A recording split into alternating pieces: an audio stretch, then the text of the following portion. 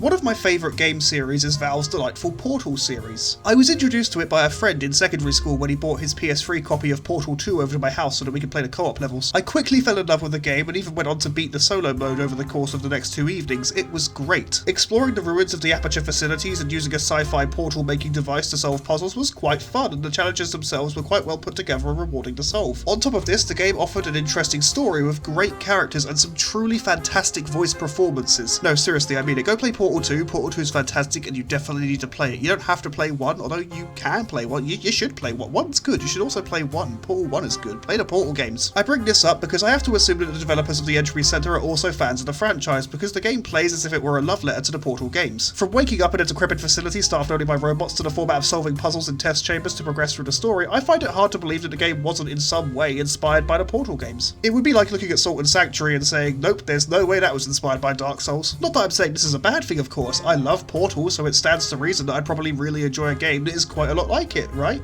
Well, let's see.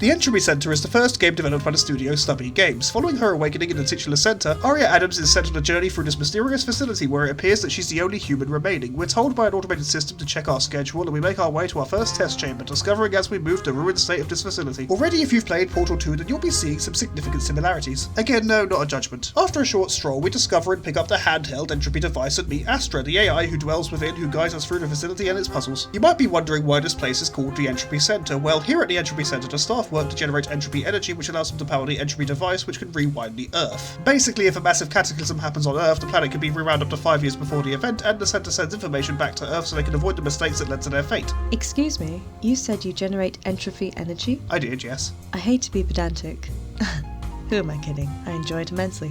But entropy isn't an energy field, rather it is a thermodynamic quantity representing the unavailability of a system's thermal energy for conversion into mechanical work, which is often interpreted as the degree of disorder or randomness in the system. You want to run that one by me again? It means stuff is dead, bitch! Now clearly the game's focus is on the latter part of that explanation regarding the disorder and randomness of the system. You see, we solve puzzles using a device that can rewind certain objects back to previous states and positions, and ultimately clearing the system of randomness and uncertainty. The handheld Entropy device gathers this lack of randomness in the form of energy, and it can use this to undo certainty. It's a cool concept, if nothing else. I'm not massively scientifically literate, so I'll avoid commenting on it from here on out. So, because you cannot explain it, you're just going to let it go? Yep, pretty much. Fair enough. Path of least resistance and all of that. I knew you'd see things my way. The gameplay is based around, as said before, using a device to rewind objects to solve puzzles. You cannot rewind just anything. The device only works on static objects, except when it doesn't. I mean, a conveyor belt doesn't go anywhere by itself, but it's hardly a static object, but I guess we're not really meant to dig into this. It's a sci-fi game doing sci-fi things. Maybe everything does make sense in context. I mean, hell, there could be a good explanation for everything from the skirting of its own rules to why we can barely jump yet the game doesn't punish us with fall damage. Though in that case, maybe Aria is just really out of shape and wearing special shoes that keep her safe, like in, say, Portal. Seriously though, Aria can just about outjump an elephant and cannot lift any object higher than her tits, so at least on a physical level I can relate to this protagonist. But then she does move at a rather impressive clip, so maybe she only focused on her cardio at the gym. Anyway, enough speculating on a character's physical fitness, it's literally not important. The puzzles are constructed mostly from elements we've seen in, well, the Portal games, but be fair, their puzzles did mostly come from the beginner's guide to puzzle making with a portal gun thrown in as the USP. You've got buttons, cubes, laser cubes, fields that erase objects, insta-kill water, fans that push and pull you, and a non-existent fall damage. All fairly standard stuff for this kind of game. The difference is how we interact with such elements this time around, and of course, for that we have the handheld Entropy device. Those barriers, for instance, that erase the other elements, such as cubes or jump pads, also reset the handheld Entropy device, meaning that any save data is wiped, preventing you from rewinding objects. If any object is currently held in stasis by the device when you walk through it, then it will be dropped. Whilst you can have multiple object timelines saved, you cannot rewind more than one at once, though if you mess up, you can shoot an object with a blip thing which erases any saved data regarding that object. As you progress, new elements are added, such as the aforementioned mentioned conveyor belts, you also have the fans and the rivers, and I have to admit that the puzzle design is all rather clever. I felt great when I solved it, and ashamed when I had to Google the answers. Playing the game, for most puzzles after 12-1, I had to pause and look up the solution because I couldn't connect the dots, though it doesn't take a lot to confuse me. I'm the kind of person who will wonder where their eyeliner is whilst holding the eyeliner. Christ, a few days ago I nearly forgot to take my underwear off when I went for a bath. I'm not that clever in my day-to-day life, is my point, so I'm probably not the best judge of a puzzle game. For what it's worth though, the puzzles in the game are well designed and rewarding to complete. The story is interesting enough as well. The Entropy Center has been watching over the Earth for years and acting as a last line of defense against utter disaster. There's a section in the game where we go to a little museum and we learn about the disasters the center helped to avoid. The center rewinds the Earth and sends all data back to the world leaders regarding the event that killed them so that they can make changes and avoid the same outcome. And because it's a video game and not real life, they actually do listen most of the time. Though the current events do seem to keep occurring no matter what is done. The world is being rewound again and again with no clear solution in sight. There are some pretty good moments in the story, but I'll say no more to evade spoilers. Moving on to the characters, Aria herself is done as dishwater. Her voice actor did an alright job though and was clearly trying, so I'll award points for the effort. Astra on the other hand, the one other character this game has to offer, is quite funny and has a lot of personality, and her lines are delivered a bit better in my opinion. I'll admit I quite enjoyed their relationship developing as the game went on, and one thing I will say, Aria can manage confusion and a level of deadpanery. No, it's not a word, but kiss my ass, I'm sticking with it. Though she's not very convincing when trying to dramatically scream or shout. Next up, the visuals. The game's art style isn't much to write home about. It's gone for that more grounded thing that I think way too many games shoot for, but it does look rather polished, and I will say it's all well enough put together. I really don't talk about graphics much, but for what it's worth, the graphics are competent as graphics go. Honestly, I didn't really think about them whilst I was playing, which is the ideal state, as I've said before on this channel. Same goes for the soundtrack. There is absolutely nothing wrong with the soundtrack in this game, yet there's nothing remarkable about it either. It successfully provides atmosphere, and it does what it needs to do when the tone needs to shift to serve the direction the story is taking, but then that's all you need. Not that I've got a problem with a studio working hard to produce their music and develop their visuals so that the game is as much a treat for the eyes and ears as it is for the heart and soul. It's just something that some games still get wrong, focusing too hard on the pretty without paying attention to the core. In truth, there aren't many issues I've found playing the game, but obviously we cannot ignore the ones that are there, so let's get into it. The first one I'll talk about is the game's love of the word entropy. You work in the Entropy Center with your handheld entropy device, solving puzzles with entropy cubes and tackling entropy bots before taking the entropy transport to the Entropy Museum, and for fuck's sake, crack open a goddamn thesaurus, would you? Entropy this, entropy that. Yes, game, you like the word entropy, it's a cool word, I'll grant you, but fucking hell, tone it down, would you? It's a minor complaint, but something that irritates me nonetheless, as the constant little irritants always come back to weigh on you. Imagine if the game Fallout 4 had the word Fallout in every other line of dialogue. You'd use your Fallout gun and your Fallout computer to explore the little land of Falloutville. It would be dumb, right? Again, a minor complaint, but one that I wanted to make regardless. Hell, it's like playing Bloodborne all over again. Yes, you love the word blood, we get it, but by Buddha's brilliant buttocks, you need to calm your tits, love. Next issue is the fact that at least 3 times I ended up physically stuck in the environment and had to reload a save to free myself. There are these sections that I really don't like where you need to tackle the hostile entropy bots, the little machines that act as the maintenance and security for the facility. Whilst you can defend yourself against them, you can only do so one at a time, because for a while all you can do is rewind the projectiles that they shoot so that they hit them instead. Wait, these projectiles aren't static, they're in motion. Ah! The projectiles track you as well, so you can't even just move out of the way if one is closing in. Sometimes you can put a bit of cover between you and the projectile, but there's usually loads of these little bastards shooting you from every angle. These bits aren't impossible, more annoying than anything else. Though they get a bit less so when we discover the exploding cubes that can be used to disable the robots, though I've got to admit I've used dart guns that have had more range and impact than these cubes do. These sections all end easily enough when you press up the 3 buttons to disable the security. The trouble is getting to the buttons, but I never had to try one of those sections more than twice, so they're not all bad. Aria herself feels like a stock boring protagonist most of the time. I don't mind the whole amnesia bit, but it's a bit played out by now and really is just a lazy boy's storytelling device. It can work, but it doesn't leave a great first impression, you know? Something else worth mentioning here is that sometimes you'll need to rewind walkways to make them usable, but if you stand at the wrong place and you just get insta-killed and it's not always clear what actually happened. It's odd, we can survive being shot in the face by a pure ball of energy, but we get brushed by a slow-moving piece of rubble and we're done. Still, issues aside, I do quite like the game overall, and I'm prepared to give it my stamp of approval. The puzzle difficulty escalates well as the game progresses, and the story, that I will not spoil for you because, you know, I actually like the game enough to not want to spoil it for you, does explore itself rather nicely. Over-reliance on the word entropy aside, of course, but the game does have a cool premise and some decent puzzles to tackle. I'd say it's worth grabbing and having a play with if you're a lover of puzzle games. Anyway, I hope you've enjoyed this week's video. Don't forget to do that whole like and subscribe thing if you haven't already. Also, check out my Patreon page to support the channel and to get early access to new reviews. Also, you can check out my T-Mills shop. I've got t-shirts and stuff there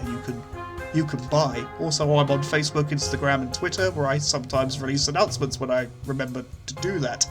All the links are in the description below. Anywho, take care my lovelies, I hope you have a wonderful week, and I will see you next time. We'll be looking at Steel Rising next week, so that's something to look forward to. I love you all, bye-bye.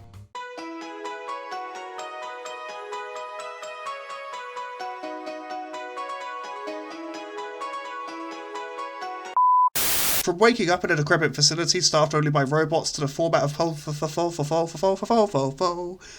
says solving, not folving. Fuck. From waking up in a decrepit facility... I'm still laughing from the last fuck up. The Entropy Center is the first game developed by the studio Stubby Games, following her awakening in the titular center... Fuck. Aria Adams is sent on a journey through the mysterious facility where it happens that she's the only human remaining. No. The word happens and the word appears are not actually that similar, you fucking idiots. Hope you're enjoying these. I'm not having a good day. There's a section of the game where we go to this little museum where we learn about disasters the world avoided with center help. Yes. That's not what the sentence said. You work in the Entropy Center with your handheld entropy device, solving puzzles with entropy cubes and tracking entropy... Fuck, the entropy word killed me.